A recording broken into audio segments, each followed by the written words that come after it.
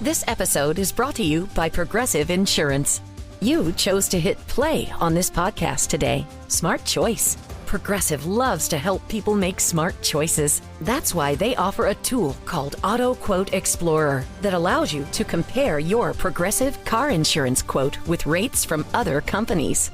So you save time on the research and can enjoy savings when you choose the best rate for you. Give it a try after this episode at Progressive.com. Progressive Casualty Insurance Company and Affiliates. Not available in all states or situations. Prices vary based on how you buy. We are 99X. It's the original 99X in Atlanta. Barnes and Leslie crash on traffic. And this time around, I think it's very, very different. People who are listening to us are not always just commuting. They might be sitting at a coffee shop. They might be sitting at breakfast. They might be listening to the podcast, maybe like this, what I'm saying right now, tomorrow night while they're at dinner. It's a whole different society with the gig society, and people just, their office becomes the local coffee shop. And I saw a really funny article on the Wall Street Journal where this writer, Jamie Waters, was talking about his cafe dumped him for doing work there. I mean, Leslie, don't you work like from Soho House sometimes? Yeah, all the time. I'll spend a whole day there, so I can't imagine being dumped. Do they have a rule like that for you? Like, do they say anything? There are designated areas for your laptop. Really? Yes, I don't like that. Please welcome Jamie Waters to the show. Hey, Jamie, how are you? Hey, guys. I'm good. I'm well, thanks. So you live in New York, I'm assuming, city? That's right, yeah. And they just like straight up broke up with you because you worked at their establishment? And can you name them? I won't. I'm not going to publicly shame them, but yeah, what happened was, this is my local place. I've sort of written from there for a long time, just in a corner on my laptop. And yeah, a few months ago, I turned up one morning and there were all these signs saying, laptops now, I forget the exact wording, but basically saying laptops are now banned and reading, chitchatting and daydreaming is encouraged. So I took it as a breakup. I mean, I can still go there, but I can sit and daydream there, but I'm not allowed to do what you do on my laptop. Like I think that is a slippery slope to publish something like that. No laptops, no iPads, basically no digital in our building. Yeah, I mean, it is something that you see around. As I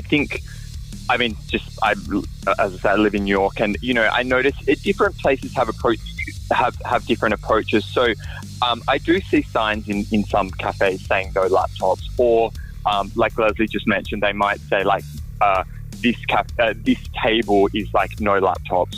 So they'll sort of have designated areas.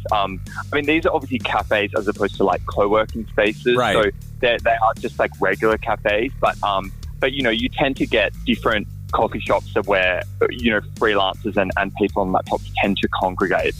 We have our little spots, and yeah, I guess places struggle with the best way to manage that. Well, it sounds like this was an all-day ban, right? They weren't saying designated times. So it's like the entire 24/7. Yeah. They have just banned laptops, this place, and I have seen others that I went to one the other week. I hadn't been before, and I just turned up to see what the vibe was like, and they just had a bunch of signs saying no laptops. So yeah, these are all-day bans. They just don't want people on their computers. That's just a really weird flex for me, because if I'm a business owner, I kind of want that energy of just people. Because if I pull up on a whatever, like, a coffee shop or a breakfast place, and it's empty and there's no vibe, that's half of the reason I like to go work from somewhere like that, because I feel like that energy. I look around, I catch glances of things, I'm hearing different music, whatever. Did they ever directly infer or say anything to you? Well, the signs, no, they didn't. But the signs are really clear. They're bright. They were bright yellow, right. And there were a lot of them. So it was pretty obvious. The most important question: did you spend money at this place? Did you come in and just buy one thing, or did you throughout the day keep topping up or buying more stuff? I would buy stuff, because this is the thing of I can't understand from various cafes' perspective, if freelancers are, if people are sitting there all day and they're sort of nursing one coffee, right? Obviously, it's not going to be good for business. And I think a lot of that does happen. I would, I'm sort of a bit paranoid about doing that, so I would top up. I mean, I'd get various coffees, get some of the dry pastries at whatever the particular cafe was, and to keep that going. But I understand from their perspective, if you can't go around saying to people you have to order another coffee now because you've been sitting here for too long. I mean, maybe you can say that, but there's some pretty awkward conversations need to happen, I imagine. But you're the guy that I want who's spending money all day. Just saying. We're talking someone you should know, Jamie Waters, who was dumped by his cafe for the daring thing of bringing in his laptop to work in the corner. I know it's not a co-working space, but that is pretty vicious. Now, it's not a coffee shop, but it's a bar that I used to go to, and 3 people would constantly, Monday through Friday, come in with their laptops, but they would work, they would order cocktails, so they spent a lot of money. Did they even give you an option to maybe sit in a different area so you could still enjoy their food and coffee? Not with a laptop. Not with a laptop. Wow. I would just charge you a fee. I would say, look, bro, like I get it, but I'm going to have to charge you $19.95 to come in and work. I mean, do something to keep that energy in the building. Right. Yeah, there's a lot of those places that they'll say, hey, if you spend a minimum of $15 or $20, knowing that you're going to be there for a while, because obviously it's a business, Barnes, and they want to reduce what is called table hogging. Yeah. I mean, I don't know. I went to one the other day which had a different approach, where they would give you, when you got your coffee or whatever, they would give you a Wi-Fi code that lasted, I think, an hour. And then after that it expired. If you wanted to keep working essentially on your computer with Wi-Fi, you would then have to either buy something more, or you could buy another Wi-Fi code, which I thought was kind of a good way around it to make sure people kept buying stuff and weren't just table hogs. Well, Jamie, in your article, my cafe dumped me for doing work there. You kind of went on a little quest to find another home. How did that go for you? I've done this before, Jamie. So you auditioned other places? Yeah. I did. Yes.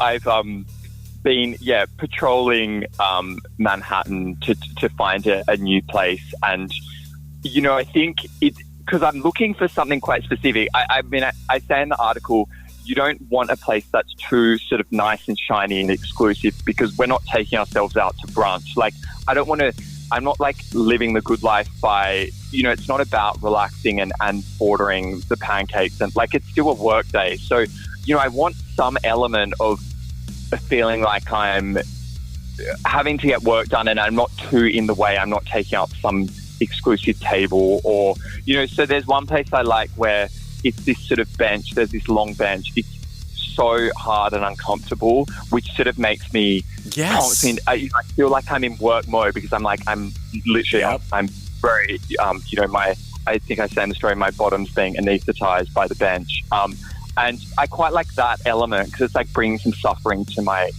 day of work. Bring some suffering. It shouldn't be too comfortable.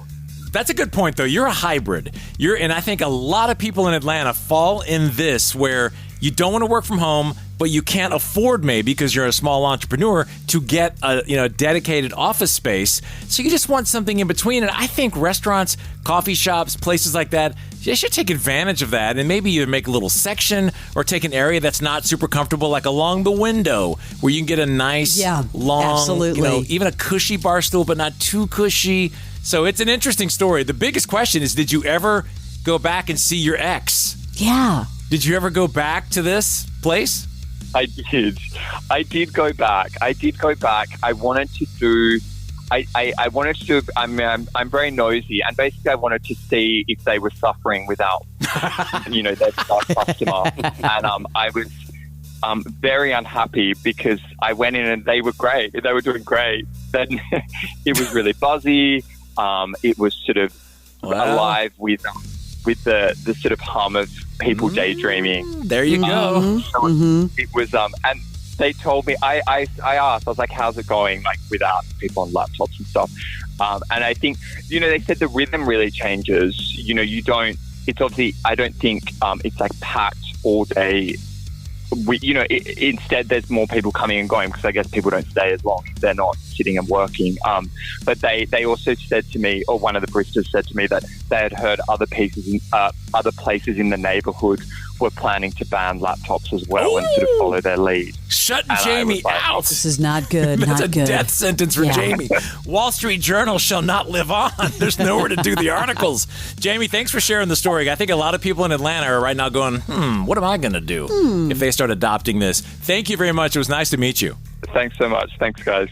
You got it. This is 99X. Actor Michael Rosenbaum. He knows some of the most talented people in the business. And we try to bring you candid, open interviews, not just actor stuff. Julie Bowen is fantastic. You know when you leave a job and you know you haven't done your very best job? I hate that feeling. And if you're here for the wonderful Sarah Silverman, you came to the right place. Comedy dies in the second guessing of your audience. You just have to keep writing what you think is funny right now. The Inside of You podcast. If you really love the podcast, Follow and listen on your favorite platform. follow us. It's free.